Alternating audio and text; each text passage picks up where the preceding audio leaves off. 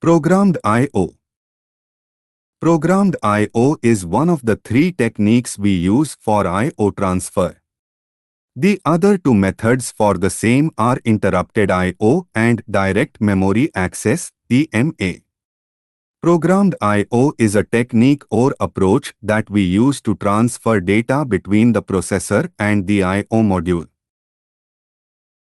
If we talk of programmed I/O and interrupted I/O, it is the responsibility of the processor to control the transfer from I/O to main memory as input and from main memory to I/O as output. On the other way, the DMA does not involve a processor, the main memory, and I/O exchange their data directly. In the section ahead we will discuss the need and functioning of programmed I/O. What is the need? To understand the need and functioning of the programmed I/O, consider a scenario of human and computer interaction where the human types something on the keyboard. Now the processor has to save this data into the memory and has to display the same data on the display device. With the programmed I/O, this entire functioning is regulated with the help of a program. This action of transferring the typed characters from the keyboard to memory and then to the display module must happen at the right time. Let us take this in more detail. The input from the keyboard is accepted when the key is being pressed on the keyboard by the user. And the output can be sent to the display module only when the module is ready to accept it. Here the speed at which the data is transferred from the keyboard to the computer memory depends on the typing speed of the computer.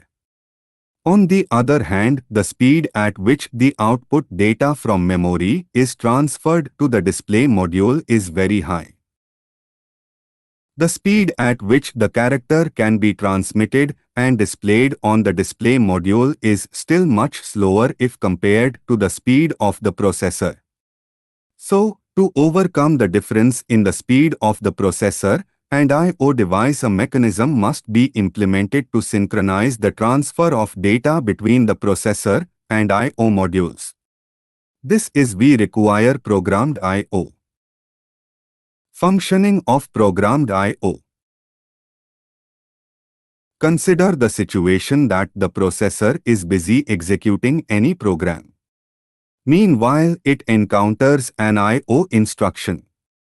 To execute the encountered instruction, the process supply an appropriate I/O command to the corresponding I/O module. Accepting the issued command, the I/O module performs the desired task and sets some appropriate bits of its I/O status registers. As we have seen in our previous content, the bus structure that each I/O interface has a set of registers. Further, the I/O module does not notify the processor that it has performed the desired task. Moreover, it's the processor's responsibility to periodically check the status of the I/O module till it finds that the I/O has successfully completed the desired task. If you have observed the function of the programmed I/O, it involves two things: the I/O command that is provided by the processor to the I/O module and the I/O instruction that is encountered and executed by the processor. Let us discuss these two things. I/O commands. Whenever the processor experiences the I/O related instruction, to execute this I/O instruction, the processor issues two things: I/O command and address on the bus, which is decoded by every I/O module connected to the system. Whichever I/O module is addressed by the processor recognizes this address, respond to the issued I/O command. The processor issue the I/O commands to the I/O module can be of four types.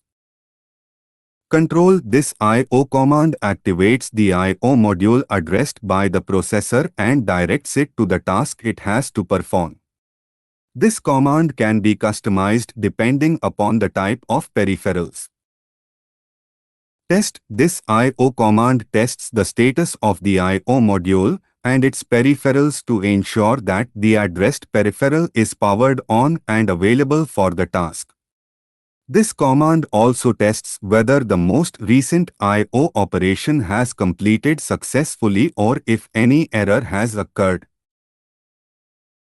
Read. This I/O command lets the I/O module extract the data from the corresponding peripheral and store it in its internal buffer.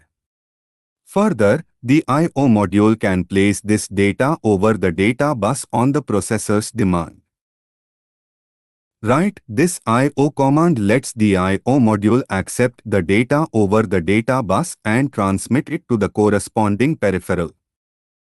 I/O instructions. The I/O instruction encountered by the processor is issued to the processor by the main memory. And to execute this I/O instruction, the processor provides the I/O command to the corresponding I/O device. Thereby, the I/O instruction cab is simply mapped onto the I/O command. Usually, there is a simple one-to-one relationship between I/O instruction and I/O command. The I/O instruction can also be customized depending on the peripherals addressed. As we have discussed above how the external device or peripheral recognizes that the processor is addressing them and has issued them the I/O command. So, when the processor, main memory, and I/O module share the common bus, then addressing can be achieved in two ways: memory-mapped I/O and isolated I/O. With the memory-mapped I/O, the processor accesses memory and I/O using a single address space.